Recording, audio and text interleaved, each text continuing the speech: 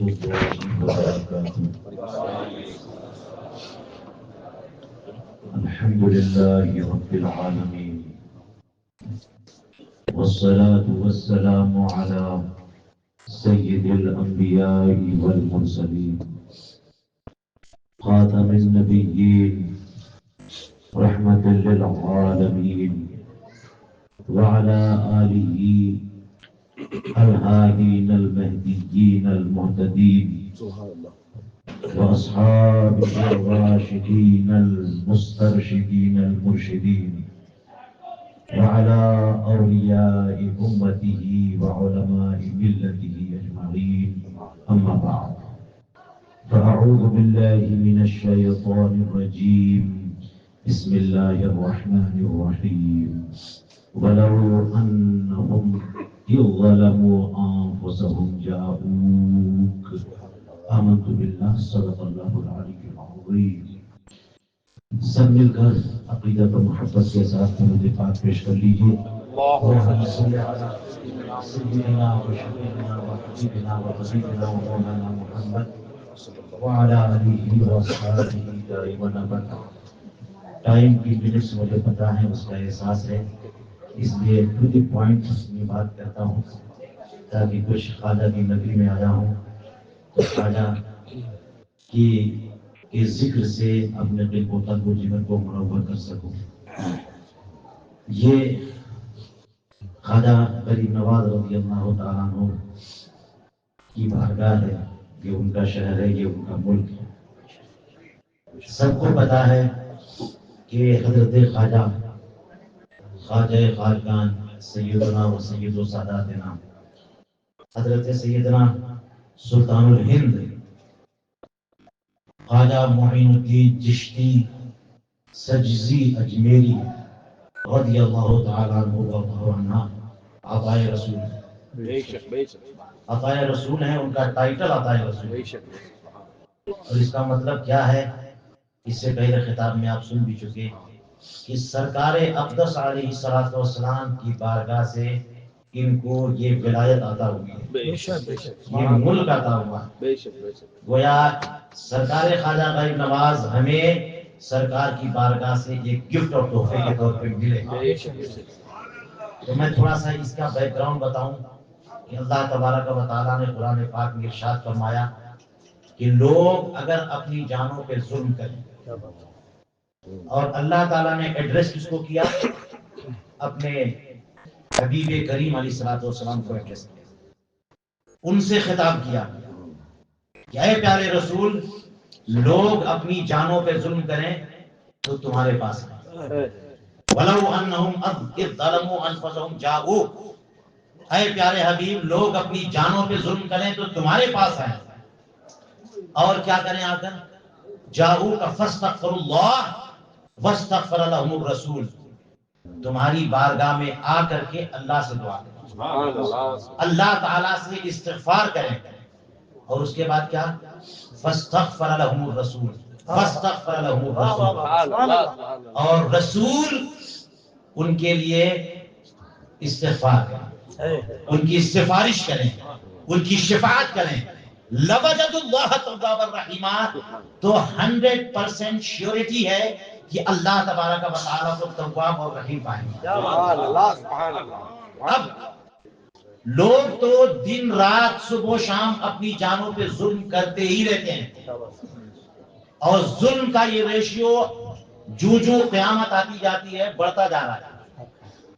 سرکار اقدس علیہ السلام کو اللہ تعالیٰ نے ایڈریس کیا کہ کب؟ جبکہ صحابہ کرام تھے.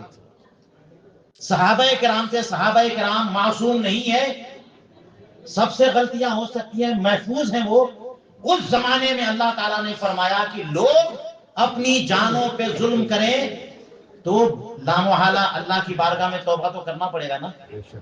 اپنی توبہ کو اللہ کی بارگاہ میں قبول و مقبول بنانا چاہتے ہیں تو اس کا نسخہ یہ بتایا کہ اے پیارے رسول تمہاری بارگاہ، یعنی کرنا ہے دعا اللہ سے، مانگنا ہے اللہ کی بارگاہ سے. مگر مانگنے کا طریقہ کیا بتایا؟ کہ تمہاری بارگاہ میں جاؤ، اور آنے کے بعد کیا کرنا ہے؟ ان کی بارگاہ میں پہنچ کر کے اللہ سے دعا کرنا. تیسری چیز کیا؟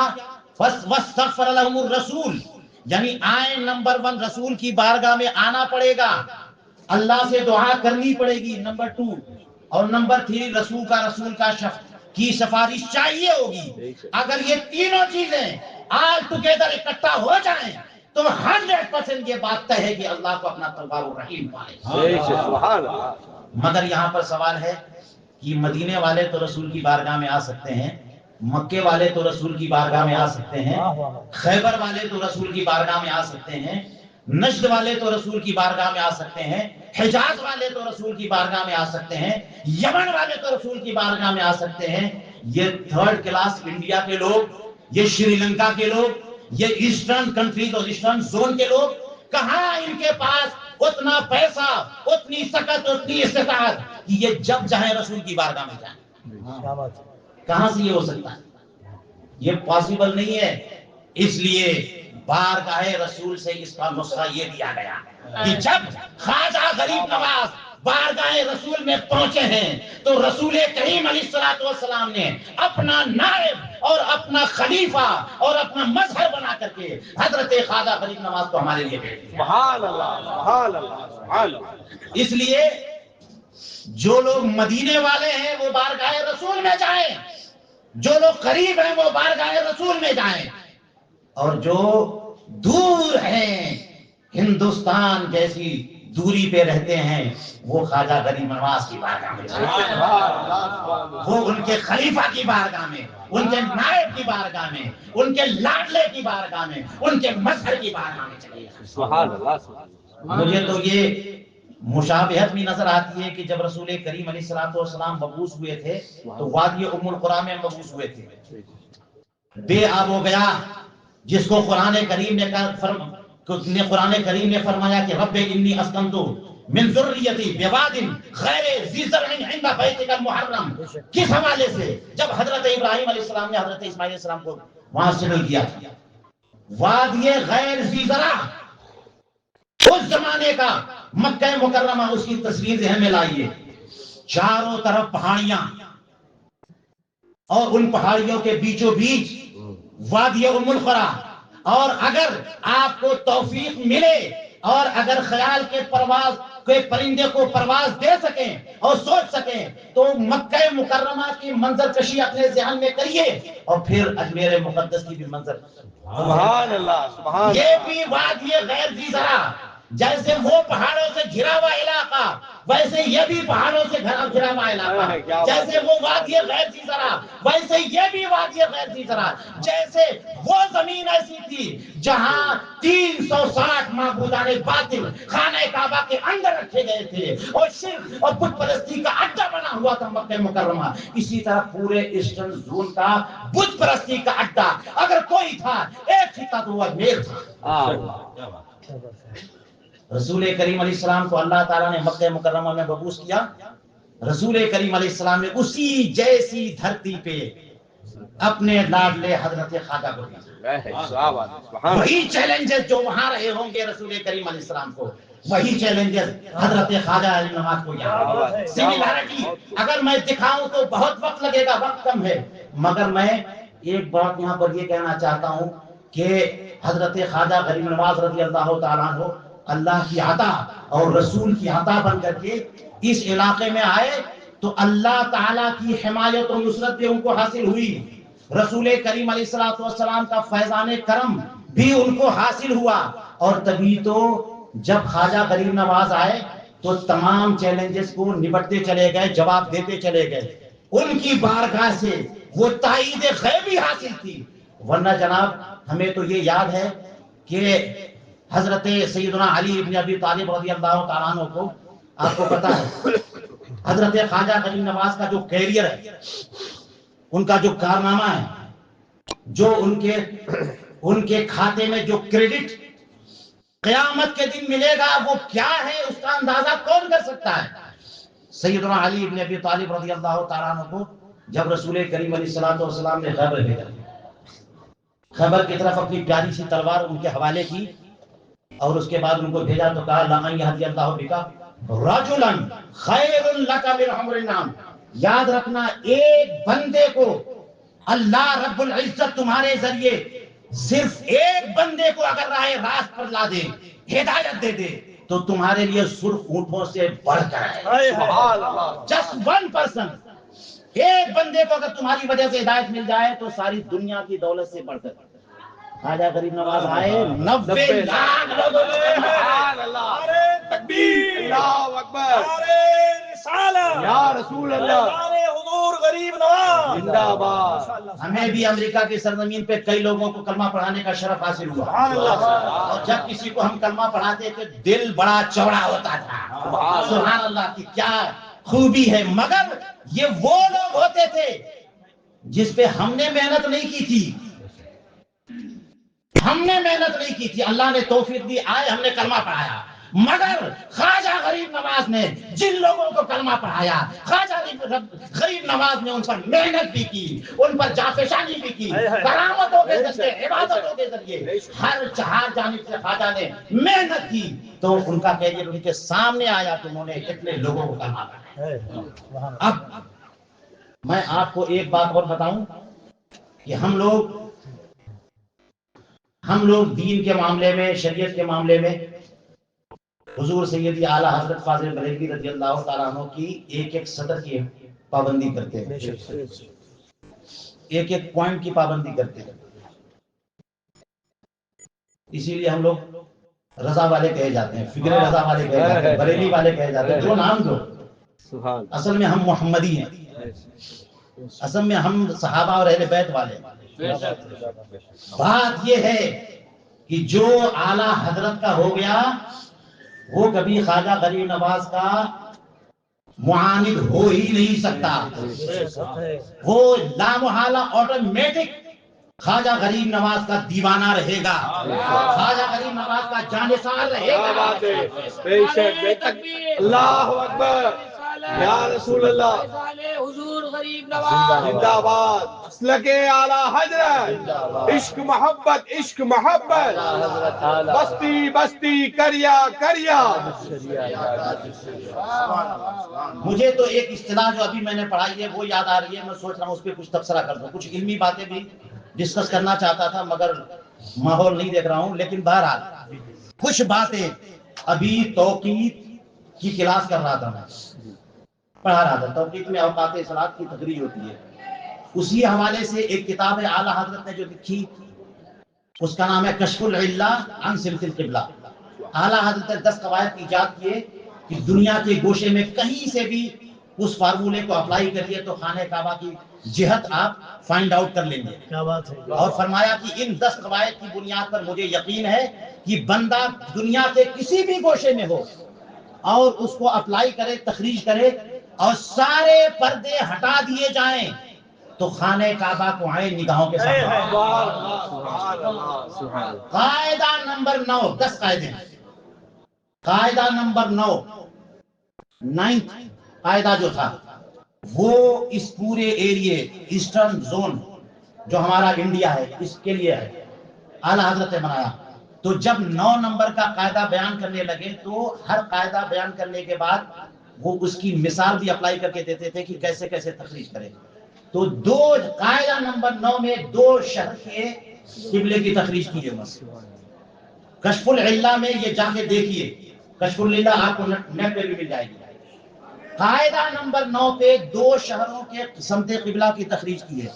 نمبر 1 اجمیر شریف، نمبر 2 بہار شریف. اعلیٰ حضرت کا مزاج، مزاج دیکھیے اعلیٰ حضرت کا. سکھا رہے قاعدہ مگر ساتھ میں اپنے آقاؤں کی محبت بھی. ایک شہر چنا انہوں نے اجمیر شریف، جو ہمارے مرزا پور، جو انڈیا کا اسٹینڈرڈ ٹائم جو انڈیا میں رن کرتا ہے وہ مرزا پور کا رن کرتا ہے. تو اس سے ایسٹ میں یا اس سے ویسٹ میں، تو اس سے ویسٹ میں جو ایریا آتا ہے اس کی تخریج کی تو اجمیر چنا، اور اس سے ایسٹ میں جو علاقہ آتا ہے وہاں کا قبلہ نکالنا ہوا تو بہار شریف جہاں حضرت خواجہ شرف الدین یحییٰ مدنی رحمۃ اللہ تعالی. مگر مجھے الفاظ یاد آ رہے ہیں بار بار کہ اجمیر شریف کے ساتھ جو لفظ استعمال کیا ہے، آج بھی جا کے دیکھیے اور پڑھاتے میں نے تھوڑا تبصرہ بھی کیا. لکھتے ہیں سرکار نور بار اجمیر. سبحان اللہ سبحان اللہ کیا بات ہے سبحان اللہ بات ہو رہی ہے میتھمیٹکس کی. کیا بات ہے پوری سمت قبلہ والی کتاب کشف اللہ یہ میتھمیٹکس پر کے حساب پر ہے. یہ قواعد ہیں. اس میں حیات علم نجوم میتھمیٹکس جیومیٹری ٹریگنومیٹری کئی فنون کا مجموعہ ہے. قرآن و حدیث والی کتاب نہیں ہے. اولیاء کرام کے تذکرے والی کتاب نہیں. عقیدے والی کتاب نہیں ہے. عقیدہ سکھانے کی کتاب نہیں. مسلک سکھانے کی کتاب نہیں ہے. مشرب سکھانے کی کتاب نہیں ہے. یہ جیومیٹری اور ٹریگنومیٹری اور حیات اور ایسٹرولوجی کے ملا کر کے اعلیٰ حضرت نے سمت قبلہ نکالنے کا طریقہ بتایا. تو اس میں تو خالی اجمیر کہہ دیتے چل جاتا نا. کیا بات بولیے خالی اجمیر کہتے تھے. اعلیٰ حضرت کے دیوانے ہم لوگ اس لیے ہیں کہ جب کسی ذات سے ان کو محبت ہوتی ہے تو وہ اصطلاح نہیں لاتے جو اصطلاح لوگوں نے استعمال کی ہے. اصطلاح خود وضع کرتے ہیں. سبحان اللہ سبحان اللہ میں نے سرکار نور بار کا لفظ کسی کے لیے نہیں سنا. اعلیٰ حضرت کہتے ہیں سرکار نور بار اجمیر معلیٰ. سبحان اللہ سرکار نور بار. اور سبحان اللہ یہ لفظ سرکار جو ہے نا وہ یہ گلی کوچوں میں رن کرنے والا لفظ ہو گیا. اعلیٰ حضرت نے تو کہا کہ جو گورنمنٹ کو لوگ سرکار کہتے ہیں یہ جائز ہی نہیں. گورنمنٹ کو اتھارٹی کو اور علاقے کی پولیٹیکل پاورز کو انفورس کو ہے نا ان سب چیزوں کو جو لوگ سرکار کہتے ہیں. سرکار کہنا گورنمنٹ کہہ لو بھائی ہے نا. سرکار کہنے کی اجازت نہیں ہے. کیسے آقاؤں کا بندہ ہو سکا بول والے میری سرکاروں کے. اعلیٰ حضرت وہ ہیں کہ جن کے لیے یہ دنیاوی حکومتیں سرکار نہیں ہے. اعلیٰ حضرت کی سرکار وہی ہے جو مدینے والے ہیں. اور جو مدینے کی سرکار سے وابستہ ہو گیا وہ سب کے سب اعلیٰ حضرت کی سرکار. اسی لیے اعلیٰ حضرت سے کسی نے کہا تھا کہ فلاں سرکار کی بارگاہ میں کوئی گورنمنٹ کے لیے کسی بادشاہ کے لیے کسی نے کہا تھا کہ ذرا ایک قصیدہ لکھ دیجیے بڑا فائدہ ہو جائے بڑا فائدہ ہو جائے گا. تو اعلیٰ حضرت کہتے ہیں کہ بجز سرکار سر کار عالم بجز سرکار سر کار عالم زرو کار بسر کار ندارم. دنیا جہاں سے چلتی ہے اس بارگاہ کے علاوہ کسی اور سرکار سے میں کوئی سروکار نہیں رکھتا. میری سرکار یہی سرکار ہے کہ کیسے آقاؤں کا بندہ ہوں رضا بول بھالے میرے سرکاروں کے. خواجہ غریب نواز کی بارگاہ کو اعلیٰ حضرت نے جیومیٹری کی اصطلاح استعمال کرتے ہوئے کہا سرکار نور بار. سمجھ لیجئے کہ لیول اجمیر مقدس کا اجمیر معلیٰ کا اعلیٰ حضرت کی بارگاہ میں کیا. سبحان اللہ بات سمجھ میں آ رہی. سرکار نور بار. اور سرکار نور بار تو جتنی بار بولتے جائیے اس کا لطف لیتے جائیے. وہ سرکار جہاں نور ہی نور برستا ہے جہاں نور ہی نور برستا ہے.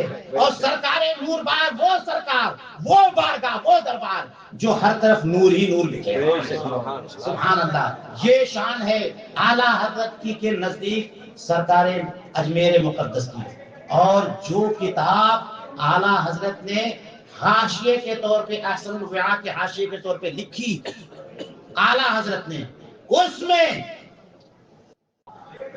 دعا کی مقبولیت کے مقامات بیان کر رہے تھے جب تو اس میں بیان کرتے کرتے اعلیٰ حضرت نے فرمایا ہندوستان میں ایک جگہ ہے جہاں دعا قبول ہوتی ہے. اعلیٰ حضرت کی محبت اور عقیدت کو چیک کرنا چاہتے ہو چیک کرو جب فقہی مسئلہ بتا رہے ہیں یہ سیرت بیان نہیں کر رہے ہیں فضیلت بیان نہیں کر رہے ہیں علمی مسئلہ بتا رہے ہیں تو فرماتے ہندوستان میں اجمیر معلیٰ وہ جگہ ہے جہاں دعا قبول ہوتی. یہ شان ہے ہمیں اعلیٰ حضرت کی بارگاہ سے عشق خواجہ غریب نواز ملا. اور ہندوستان کا ہر بندہ خواجہ غریب نواز کا دیوانہ ہے. الحمدللہ دیوانہ. ایک بات میں عرض کرتا ہوں حالانکہ ٹاپک بڑا واست ہے اور 10-12 منٹ باقی ہے. 11:30 بجے ختم بھی کرنا ہے. چشتی رسول اللہ یہ ٹاپک آپ نے سنا ہوگا اور یہ ڈسکس کرنے کا ٹاپک نہیں ہے. لیکن جب میں مارکیٹ میں آ گیا اب چپ رہنا بھی مناسب نہیں. بات سمجھ میں آ رہی ہے؟ یہ مرزا انجینئر نے اتنی بار بول دیا اور ہمارے بچے کے ہاتھ میں موبائل ہے. سب نے یہ سن لیا, سب نے پڑھ لیا, دیکھ لیا. اب لوگ سوال کرتے ہیں خواجہ غریب نواز رضی اللہ تعالیٰ عنہ کے حوالے سے. لوگ سوال کر رہے ہیں, بچے سوال کر رہے ہیں, لوگوں کے عقیدے بگڑ رہے ہیں, لوگ گمراہ ہو رہے ہیں. یہ کیا ہو گیا؟ تو اس کی توضیح و تفصیل کی ضرورت بھی پیش آتی ہے اور بعض لوگوں نے توضیحات کی ہے. مگر میں آپ لوگوں کو یہ کہنا چاہتا ہوں کہ جب اس قسم کی کوئی بات سوال کے فارم میں آتی ہے تو اس کا دو طریقہ ہے. ایک طریقہ تو یہ کہ دیکھیے کہ سائل کون ہے, پوچھنے والا کون ہے. اس کی بنیاد پر اگر سائل معاند ہے, حریف ہے, مقابل ہے, منکر ہے تو جواب الگ ہوگا. اور اگر سائل اپنا بندہ ہے, خواجہ غریب نواز کا دیوانہ ہے, عاشق ہے, سمجھنا چاہتا ہے, اس کا جواب کوئی ہوگا. یہ دوسرا طریقہ. اور یہ رسول کریم علیہ السلام کی حدیثوں سے ثابت ہے. ایک ہی سوال جب رسول کریم علیہ السلام کی بارگاہ میں کسی نے کیا تو سرکار نے جو جواب دیا سائل کو دیکھ کے دیا, یہ سائل ایسا ہے, اس کو ایک جواب دیا. وہی سوال کسی اور بندے نے کیا, دوسرا جواب دیا. بات سمجھ میں آئی؟ تو اس لیے میں سب کو یہ کہنا چاہتا ہوں کہ اگر کوئی سوال ایسے بندے کی طرف سے آئے جو ہے ٹربل دینا چاہے, معاند ہے, حریف ہے, منکر ہے, تو صاف انکار کر دیجیے. صاف انکار کر دیجیے. یہ جو ہے یہ غلط طور پہ, اصل میں بات یہ ہے کہ علماء اہل سنت میں دسیسہ کاری ہوتی رہی ہے. علماء کو, ائمہ کو اور اولیاء کرام کو بدنام کرنے کے لیے کوشش ہر زمانے میں ہوئی ہے. ہمیں نہیں معلوم, ہم ذمہ نہیں لیتے. یہ خواجہ غریب نواز کے ملفوظات میں جو بات آئی یہ کسی نہ کسی دشمن نے ڈال دیا. خواجہ غریب نواز اس سے پاک ہیں کہ وہ کسی کو اس قسم کا کلمہ سکھائیں کہ لا الہ الا اللہ چشتی رسول اللہ, یہ ہو ہی نہیں سکتا. خواجہ غریب نواز کا پورا کیریئر ہمارے سامنے. اگر وہ کہیں بھی ان کی تعلیم کا یہ حصہ ہوتا تو بتائیے پوری زندگی انہوں نے اجمیر شریف میں گزاری. ہر طرف ان کے خلفاء, ہر طرف ان کی تعلیمات پھیلانے والے. پورے ہندوستان میں چشتی مشائخ پھیلے ہوئے ہیں اور ان کے ذریعے اسلام کا پیغام پھیلا ہوا. کیا کہیں سے بھی کوئی بو اور مہک آتی ہے کہ کسی خلیفہ نے کسی کتاب میں, کسی تقریر میں اس طرح کا کنسپٹ بیان کیا ہو کہ خواجہ غریب نواز ایسے ہیں یا انہوں نے ایسا کہنے کی کوشش کی؟ ہو ہی نہیں سکتا. ایسا ہو ہی نہیں سکتا کہ خواجہ غریب نواز نے ایسا کہا ہو. بات یہ ہے کہ ہمارے بزرگوں کی کتابوں میں اس طرح کی بات کوئی مخالف ایسی بات لا دیتا ہے, اس کا ذمہ ہم نہیں لیتے. خواجہ غریب نواز کی پوری زندگی وہ کھلا ہوا ثبوت ہے کہ خواجہ غریب نواز اپنی زندگی میں کوئی کفر یا جملہ تو کیا کوئی حرام کام بھی نہیں کر سکتے, خلاف شریعت و مکروہ کام بھی نہیں کر سکتے. بجائے کہ کوئی ایسا جملہ بولیں گے یا ایسی بات سکھائیں گے جو سراسر شریعت حقہ کے خلاف ہو, ہم ذمہ نہیں لیتے. ایسا بہت ہوا ہے, ایک دو نہیں دسوں مثالیں ملیں گی کہ علماء اہل سنت کی کتابوں میں کفر شامل کیا گیا. امام اعظم ابو حنیفہ کی کتاب میں بھی والدین کریمین کے بارے میں کفر والی بات شامل کی گئی.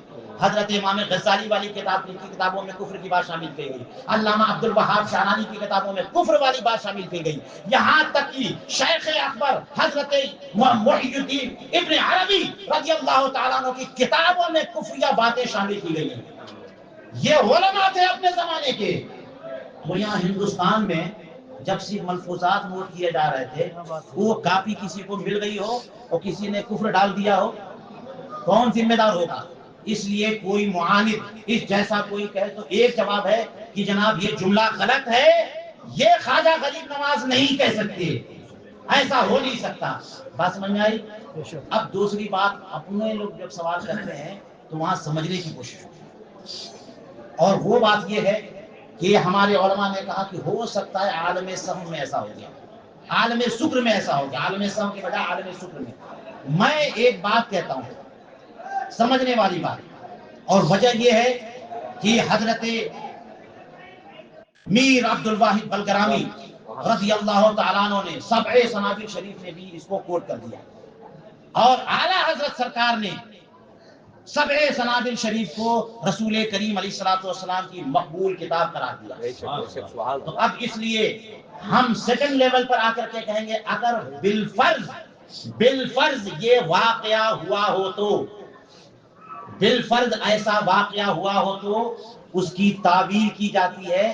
سڑک چھاپ آدمی کے لیے تعویل کا راستہ نہیں دیا جاتا، لے مین کے لیے، عام پرسن کے لیے تعویل کا راستہ نہیں کھولا جاتا۔ بات اس کی ہے جس کا کیریئر ریزرو ہے، جس کی اتھارٹی مسلم الثبوت ہے، جو عالم باعمل ہے، جو ولی کامل ہے، جو غوث وقت ہے، جو قطب وقت ہے، اس کی بات ہے۔ اگر اس کی زبان سے کوئی ایسا جملہ نکلا ہو تو پھر کیا کیا جاتا ہے؟ تعبیر، مطلب سمجھنے کی کوشش کی جاتی ہے، مطلب کیا ہے۔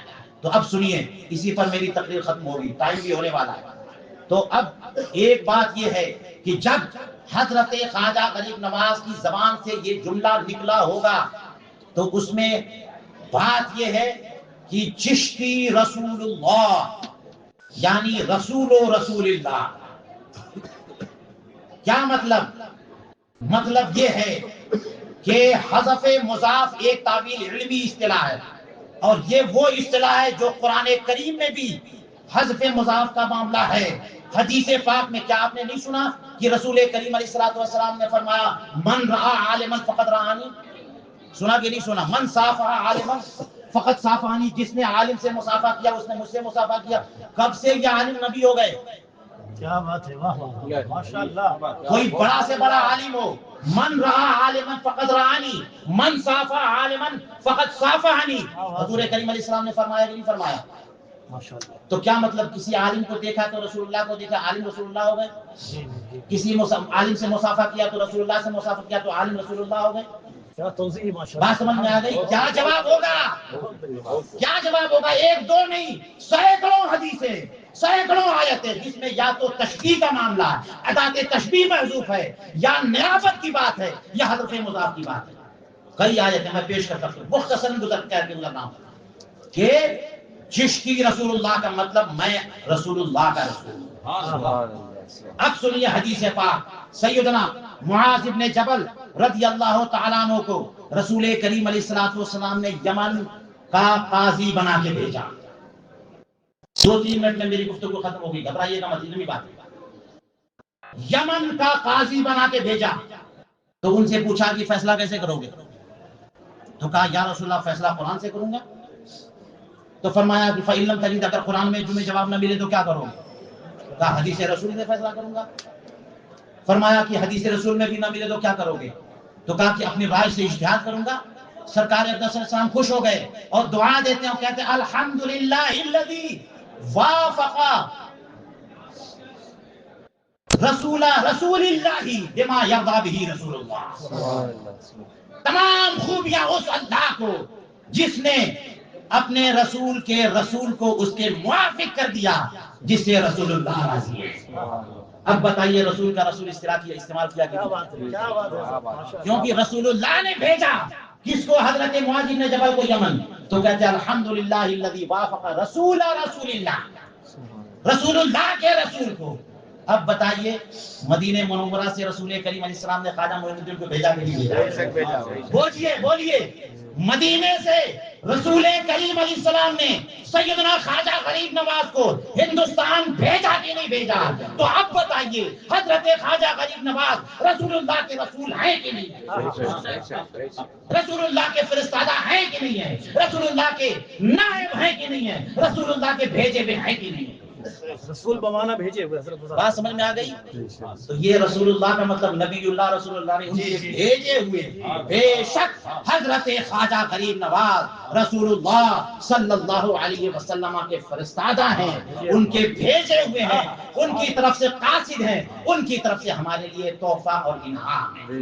ہم اس انعام کو بصد قلب اور خوشی خوشی ہم اس انعام کو قبول کرتے ہیں، اور انشاءاللہ تا حیات اللہ تبارک و تعالیٰ اس کے رسول صلی اللہ علیہ وسلم کے احسانات کے زیر بار رہتے ہوئے شکریہ ادا کرتے رہیں گے، اور شکریہ اس طرح بھی ادا کرتے رہیں گے کہ جب جب موقع ملا حضرت خواجہ میری کی بارگاہ میں حاضر ہو کر ان کے وسیلے سے، رسول کریم علیہ السلام کے وسیلے سے اللہ تعالیٰ سے دعا کرتے رہیں گے، اور پورے ہندوستانی مسلمان دعا کرتے ہیں، الحمدللہ دعائیں قبول ہوتی ہیں۔ وآخر دعوانا ان الحمدللہ رب العالمین۔ السلام علیکم ورحمۃ اللہ۔